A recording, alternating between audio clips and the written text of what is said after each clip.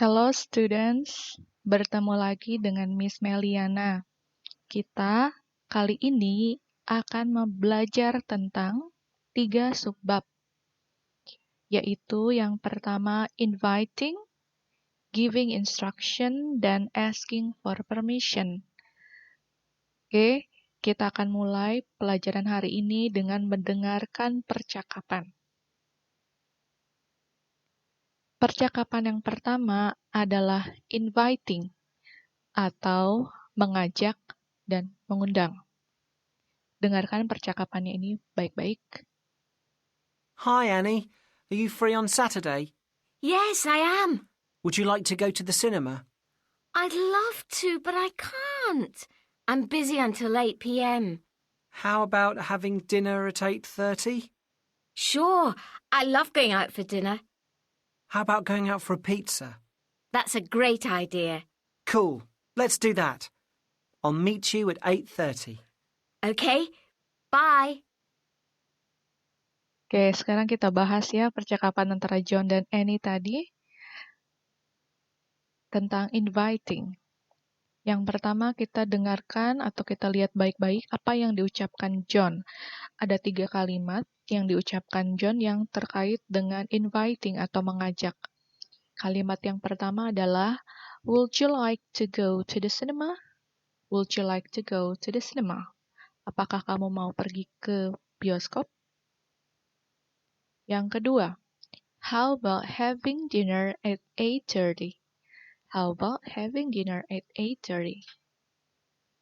Sedangkan yang ketiga, how about going out for pizza? Tadi yang kedua ini artinya gimana dengan kalau kita makan malam jam 8.30. Sedangkan yang ketiga, bagaimana kalau kita pergi untuk makan pizza? Jadi ketiga kalimat ini digunakan John untuk mengundang Annie. Ini Annie. Kemudian kita lihat respon Annie. Ada 2 jenis respon untuk kalimat-kalimat undangan dari John ini. Yang pertama adalah respon menolak. Tadi kalimat undangannya adalah Would you like to go to the cinema? Annie menjawab I'd love to, but I can't. I'm busy until 8 p.m. Dengan senang hati, tapi saya rasa tidak bisa. Saya sibuk sampai jam 8 malam. I'd love to, but I can't. Kemudian itu untuk yang menolak, sedangkan untuk menerima ajakan, kalimat yang pertama adalah Sure, I love going out for dinner. Sure, I love going out for dinner. Tentu saja, saya senang untuk pergi makan malam. Sedangkan yang berikutnya masih menerima ajakan, yaitu That's a great idea. That's a great idea. Itu ide yang bagus. Oke, sekarang kita akan bahas satu persatu pola kalimat yang digunakan untuk inviting atau mengajak atau mengundang seseorang. Inviting. Yang pertama kalimatnya adalah would you like tambah to ditambahkan verb one. Verb one ini kata kerja dasar. Contohnya adalah would you like to come to my party? Apakah kamu mau datang ke pestaku? Kita lihat polanya, would you like, tambahkan to, tambahkan come. Come ini adalah verb 1. Kemudian kalimat yang kedua, would you like to do science project with me? Apakah kamu mau mengerjakan proyek IPA denganku? Polanya adalah would you like, tambah do, tambah to, tambah do. Do-nya ini adalah verb 1. Yaitu pola kalimat yang pertama. Sekarang kita lihat pola kalimat yang kedua. Kita gunakan kata how about, tambahkan verb ing. How about, tambah verb ing. Kata kerja dasar, tambahkan ing. Contohnya, yang pertama, how about going to the mall? Bagaimana dengan kalau kita pergi ke mall? Polanya adalah how about, tambah go, tambah ing. How about going? Kalimat yang kedua contohnya adalah how about having. How about, tambah have, tambah ing, menjadi how about having. Tapi penulisan having-nya seperti ini ya. Okay, how about having lunch together? Gimana kalau makan siang sama-sama? Sekarang, contoh yang ketiga atau pola kalimat yang ketiga adalah menggunakan kata let's, ditambahkan verb 1. Sebetulnya let sendiri adalah singkatan dari kata let us. Kalau dalam bahasa Indonesia artinya ayo kita. Kita lihat contohnya. Let's go out for dinner. Let's tambah go. Kita lihat di sini. Let's tambah go. Ada juga tadi kalimat yang kedua. Sekarang kita belajar cara menolak dan menerima ajakan. Yang pertama, I'd love to, but I can't. Dengan senang hati, tapi saya tidak bisa. Kemudian yang kedua, I'm very sorry, I don't think I can. Saya minta maaf, sepertinya saya tidak bisa. Sedangkan yang ketiga, thank you for asking me, but terima kasih sudah mengundang saya, tetapi diikuti dengan kalimat alasannya kenapa. Sedangkan yang keempat, unfortunately I can't. Sayangnya saya tidak bisa. Ya, sayangnya saya tidak bisa. Sedangkan untuk accepting invitation atau menerima ajakan, kita bisa gunakan sure, I love. Tentu saja saya senang, titik-titik. Kemudian bisa juga dengan that's a great idea. Itu ide yang bagus. Atau bisa juga I'd like to love to come. Dengan senang hati, saya untuk datang. Kemudian bisa juga that would be very nice. Itu akan sangat baik atau akan sangat menyenangkan. Sekarang kita lihat yang berikutnya, yaitu materi yang berikutnya, submaterinya adalah giving instruction atau memberi instruksi atau perintah. Oke, untuk giving instruction atau memberi instruksi atau perintah, kita akan selalu mulai dengan verb 1 atau start with verb 1. Kita mulai dengan kata kerja dasar. For example, contohnya clean the whiteboard. Kata clean, bersihkan papan tulis. Kata clean adalah kata kerja dasar. Kita tidak usah menambahkan subjek di depannya atau you dan lain-lain. Kemudian ada juga tambahan untuk giving instruction ini, yaitu add please to make it more polite. Tambahkan kata please agar membuat kalimat itu menjadi lebih sopan. Bisa ditambahkan di depan atau di belakang. Clean the whiteboard please, atau please clean the whiteboard. Ini udah membentuk sebuah instruksi atau perintah, tapi kesannya akan lebih sopan. Gitu. Sekarang kita lihat materi yang ketiga, yaitu asking for permission atau meminta izin.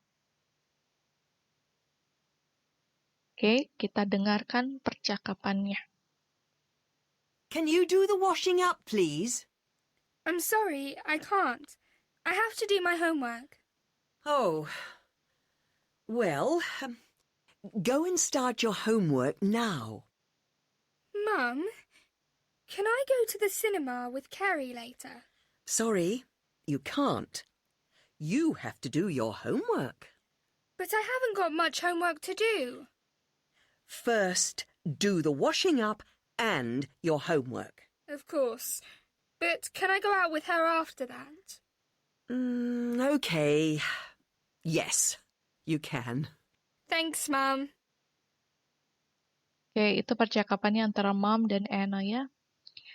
Percakapannya terjadi di rumah. Sekarang kita akan bahas apa yang diucapkan oleh Anna maupun oleh ibunya terkait dengan materi meminta izin. Oke, asking for permission. Ini Anna, tadi dia mengucapkan dua kalimat untuk meminta izin kepada ibunya. Yang pertama adalah, Mom, can I go to the cinema with Carrie later? Can I go to the cinema with Carrie later? Bisakah saya pergi ke bioskop dengan Carrie nanti? Dan kalimat kedua, but can I go out with her after that? Can I go out with her after that? Tetapi bolehkah saya pergi dengan Carrie setelah melakukan hal itu? Setelah washing up ya? Atau setelah mengerjakan PR-nya. Yang pertama, respon ibunya ada dua macam. Yang pertama, tidak memberikan izin, yaitu dengan kalimat, sorry, you can't. You have to do your homework. Maaf, kamu tidak bisa. Kamu harus ngerjakan PR. Jadi kalau kita tidak mengizinkan seseorang untuk melakukan sesuatu, harus dengan alasannya. Oke. Dan yang kedua, responnya adalah memberikan izin, yaitu, okay, yes, you can. Baiklah, kamu boleh. Okay, yes, you can. Oke, sekarang kita bahas kalimatnya satu persatu ya. Yang pertama, asking for permission dulu, meminta izin. Pola kalimatnya adalah menggunakan kata can I atau bisa juga may I. Sebetulnya arti dalam bahasa Indonesianya sama, can I dan may I, bolehkah atau bolehkah saya. Tapi kata may I digunakan untuk situasi yang lebih sopan. Jadi lebih untuk kesopanan, kita gunakan may I. Kemudian ditambahkan dengan verb 1. Atau kata kerja dasar. Contohnya adalah, can I use your pen? Bolehkah saya gunakan pulpenmu? Dan may I sit here? Bolehkah saya duduk di sini? Jadi, can I tambah use, verb 1, dan may I tambah sit. Sit ini adalah verb 1. Oke, sekarang ada lagi kalimat untuk meminta izin, asking for permission dalam situasi yang lebih formal, atau informal situation. Kita gunakannya kata do you mind if I, tambahkan verb 1, atau would you mind if I, tambahkan verb 1. Do you mind if I dan would you mind if I dalam bahasa Indonesia artinya apakah Anda keberatan jika saya? Nah, sekarang kita lihat bagaimana contohnya. Yang pertama, do you mind if I change the TV channel? Apakah Anda keberatan jika saya mengganti channel TV-nya? Change di sini adalah verb 1. Kemudian, would you mind if I ask you something? Apakah kamu keberatan jika saya bertanya sesuatu? Kata ask adalah verb 1. Sekarang kita lihat bagaimana responnya. Yang pertama, jenis responnya adalah giving permission atau memberi izin. Kalimatnya adalah yes, please do, sure, go ahead, atau sure, no problem, dan please feel free. Silahkan dilakukan saja, atau silahkan kamu boleh melakukannya. No problem, tidak masalah. Sure, go ahead, silahkan lakukan. Atau sure, tentu saja silahkan. Yes, please do. Ya, silahkan lakukan. Artinya kurang lebih sama ya. Kemudian jenis yang kedua, respon yang kedua adalah refusing to give permission. Tidak memberikan izin. Contoh kalimatnya atau ungkapannya adalah sorry, you can't. Maaf, kamu tidak bisa. No, please don't. Tidak. Tolong jangan lakukan. I'm sorry, but that's not possible. Saya minta maaf, tapi itu tidak mungkin. I'm afraid, but you can't. Saya rasa kamu tidak bisa. Kalau yang dua kalimat di bawah ini biasanya digunakan untuk respon formal situation atau dalam situasi formal. Oke, sekarang now let's practice. Kita akan berlatih. Kalian akan mendapatkan beberapa soal. Perintahnya adalah write short dialogue based on situation. Tuliskan percakapan singkat saja berdasarkan situasi, tapi dilihat situasinya ya. Berdasarkan situasi nanti akan ada gambar dan situasinya. Ada 3 situasi, jadi kalian harus mengerjakan 3 soal. Nanti silahkan kerjakan dalam buku latihanmu ya. Kita lihat soalnya. Situation 1. Tomorrow is Saturday. There's no online class. You invite your friend to go to the beach, but he refused. You invite him again to play online games, and he accepted. Jelaskan dulu ya, besok hari Sabtu. Tidak ada kelas online atau pelajaran online.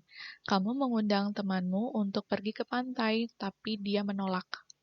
Nah, ini kalau dia menolak, kamu berikan alasannya kenapa dia menolak ya. Kemudian, kamu mengundang dia lagi untuk bermain game online di rumah masing-masing berarti ya, dan dia menerimanya. Oke, silahkan buat percakapannya. Kamu bisa menggunakan kalimat nama orangnya adalah namamu sendiri dan nama temanmu. Oke, sekarang kita lihat situasi yang kedua. Nah, ini ada Presiden Trump atau Presiden Donald Trump. Situasi yang kedua. Suppose, misalnya, Presiden Trump is going to visit neighbor country. Now he is on the airport. He is taking off his mask. What should people around him ask him to do?